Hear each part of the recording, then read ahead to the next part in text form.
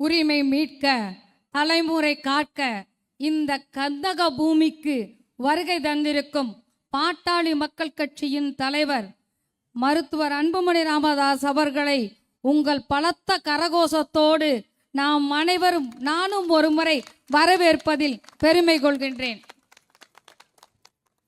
இந்த நிகழ்விற்கு ஒருங்கிணைத்து தந்து கொண்டிருக்கிற தலைமை நிலைய செயலாளர் செல்வகுமார் அவர்களே, மாவட்ட செயலாளர் செல்வம் அவர்களே, மாவட்ட தலைவர் மாரிமுத்து அவர்களே, இந்த நிகழ்விற்கு வருகை தந்திருக்கிற தென்காசி மாவட்ட செயலாளர் மற்றும் அனைத்து மாவட்ட செயலாளர்களும் நகர ஒன்றிய இளைஞரணி அத்தனை பொறுப்பாளர்களுக்கும் எனது பணிவான வணக்கத்தை தெரிவித்துக் கொள்கின்றேன்.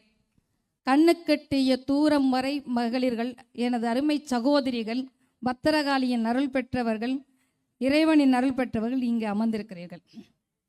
ஒன்றும் இல்லை, நம்ம எல்லாம் எதிராக போராடிட்டு இருக்கிறது இந்த டாஸ்மாக் கடையை மட்டும் மூடி இருங்கன்னு.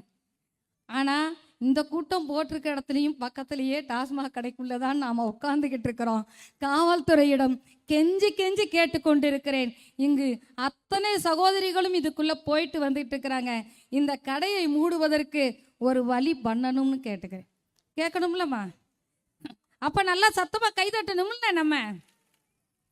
நான் காவல்துறையிட்ட கேட்டேன், ஒரு அரை நாள் மட்டும் லீவ் விடுங்க.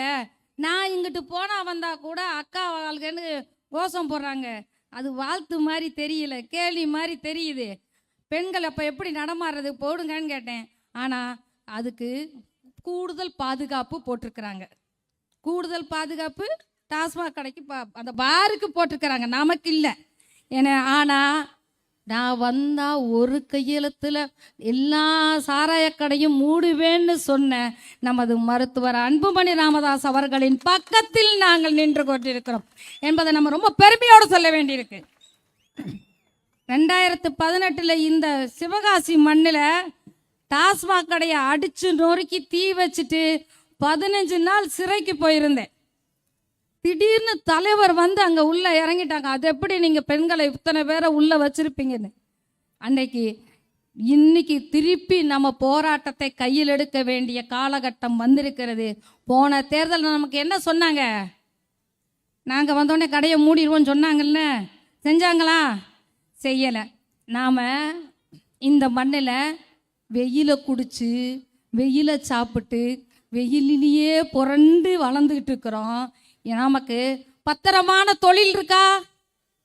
நமக்கு பத்திரமான தொழிலை வேண்டி பெற்று தருவதற்காக நமது தலைவர் மருத்துவர் அன்புமணி ராமதாஸ் அவர்கள் இந்த கந்தக பூமிக்கு வந்திருக்கிறார்கள். அதனால் தான் காலையில் துரைசாமிபுரத்தில் பட்டாசு தொழிலாளர்களை சந்தித்து உங்களின் பிரச்சனைகளை சொல்லுங்கள் என்று வந்து நிற்கிறார். உங்களின் பிரச்சனைகளை சொல்லுங்க, நீங்க எனக்கு ஓட்டு போடுங்கன்னு கேட்டு வரல, உங்களின் பிரச்சனைகளை சொல்லுங்கள். என்ன நம்ம காலங்காலமாக 2 கட்சிக்கு ஓட்டு போட்டு பழக்கப்பட்டுட்டோம் தாயி. என்ன கட்சி? இந்த கட்சி அல்லட்டுனா அந்த கட்சி. பச்சை குத்தி வச்சுருப்போம், மாற்றிக்க மனசு வரல, தாலி மாதிரி நினச்சிட்டு போகிறீங்க. ஆனால் அவன் என்ன செஞ்சிட்ருக்கிறான்? நீ வச்சிருக்கிற தாலியை கொண்டு டாஸ்மாக் கடையில் அடகு வைக்கிற மாதிரி நம்மளை அடகு வச்சுட்டு போயிட்டு இருக்கிறான். உனக்கு இது தேவையா?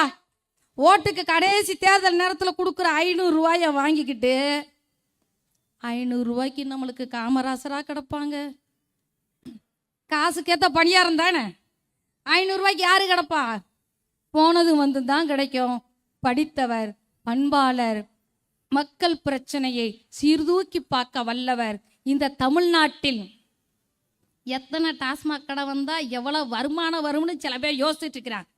இங்கே ஓடுற எந்தெந்த நதியெல்லாம் கணக்கில் எடுத்து எந்தெந்த நதியில் இருக்கிற தண்ணியை பயன்படுத்தினா என் மக்கள், என் தலைமுறை, அடுத்த தலைமுறை, பேரன் பேத்தி தண்ணிக்கு பஞ்சம் இல்லாமல் வாழும்னு யோசிக்கிற ஒரு தலைவர் இன்றைக்கு சிவகாசி மண்ணிற்கு நம்மை தேடி வந்திருக்கிறார்.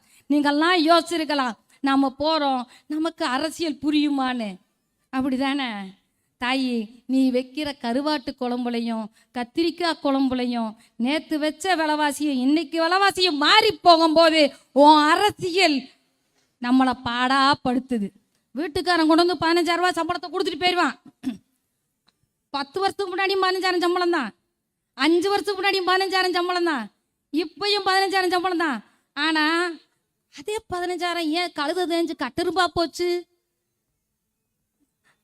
ஏப்ரல் மே வந்தால் என்ன நடக்குது? பிள்ளைய கொண்டு படிக்கவா வைக்கிறோம்?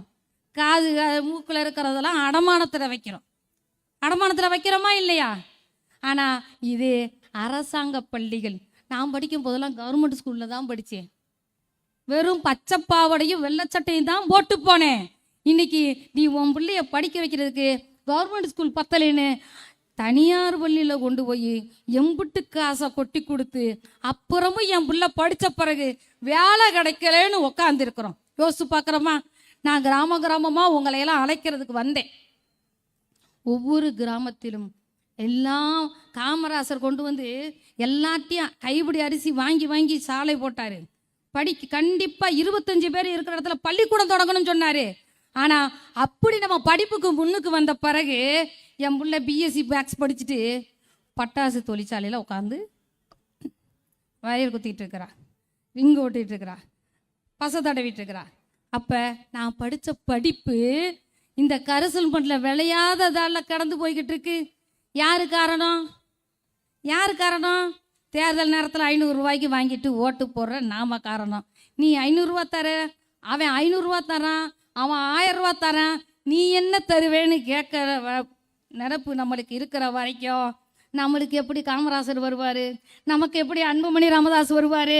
சாராய கடையை நான் வந்தேன்னா ஒரே நிமிஷத்தில் கையெழுத்து போட்டு மூடணும்னு சொல்கிறவர் எப்படி வருவார்? வரணும்னா நம்ம என்ன செய்யணும்? நாம் அடுத்த தேர்தலில் யோசிக்கணும். நாம் அரசியல் கூட்டத்துக்கு நம்ம பொழப்பு நல்லா இருக்கணுங்கிறதுக்காக போகிறோம். நம்ம தலைமுறை நல்லா இருக்கணுங்கிறதுக்காக போகிறோம். என் மண்ணையும் தண்ணியையும் நாளை என் தலைமுறைக்கு ஒழுக்கத்தையும் இன்னைக்கு எங்கேயாவது ஒழுக்கத்தை பத்திரப்படுத்த முடியுதா? ஒரு சர்டிஃபிகேட் வாங்கணும்னா ஒரு போய் ஒரு 500,000 கொடுத்து எப்படியாவது ஏச்சு வாங்கிட்டு வந்தானே சொல்கிறோம். அப்போ அது பொய் தானே, திருட்டு தானே, அதை திறமைன்னு தானே சொல்லி கொடுக்குறோம். ஆனால் இங்கே வந்திருக்கிற அத்தனை தாய்மார்களும் உங்கள் 10 மாதம் சுமந்த வயிற்றை தொட்டு பார்த்து சொல்லுங்க, உங்கள் பிள்ளை பணக்காரனாக இருக்கணும்னு ஆசைப்படுவீங்களா? உங்கள் பிள்ளை பெரிய பதவியில் இருக்கணும்னு ஆசைப்படுவீங்களா? இல்லை என் பிள்ளை ஒழுக்கமாக வாழ்ந்தான்னு சொல்ல ஆசைப்படுவீங்களா? என்ன ஆசைப்படுவீங்க? சத்தமாக சொல்லுங்க. அப்பனா அவன் டாஸ்மாக் கடைக்கு போகக்கூடாது.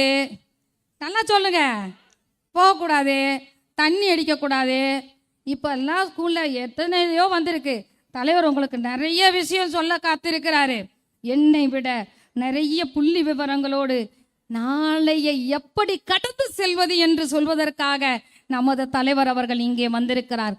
நிறைய பேர் இங்கே கேட்குறாங்க, சிவகாசியில் நீங்கள் மாநில ரசிகளுக்கு போயிட்டீங்க, சிவகாசி பற்றி உங்களுக்கு என்ன தெரியும்னு. இல்லை நண்பர்களே, இந்த சிவகாசியில் தான் பெரிய குளத்தை பாட்டாளி மக்கள் கட்சியின் சார்பில் முதலாக தூர்வார தொடங்கியது நாங்கள் தான். இந்த ஊரு மண்ணு எங்களை காப்பாற்றும் நம்பிதான். விஸ்வநத்தத்தில் குளம் இருக்கிறது என்று இளைஞர்கள் சொன்னபோது யாருமே நம்பல. இல்லப்பா, பனைமரத்தை சுற்றி தோண்டிப்பாரு, அங்க குளம் நம்மளுக்கு வரும் என்று சொன்னேன். அவர்களோடு நம்பிக்கையில் நின்றது பாட்டாளி மக்கள் கொடுத்த சுற்றுப்புற சூழல் அறிவும் ஊக்கமும் தான். டாஸ்மாக் கடையை எதிர்த்து போராடுவதற்கான தைரியம் பாட்டாளி மக்கள் கட்சி கொடுத்தது.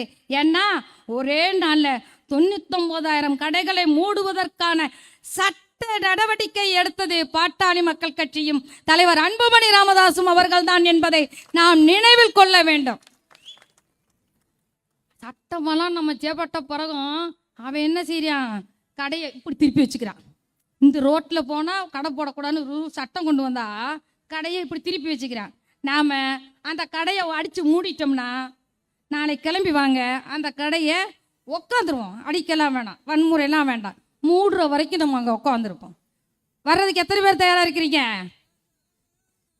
அவ்வளோ பேர் இருக்கிறீங்களா?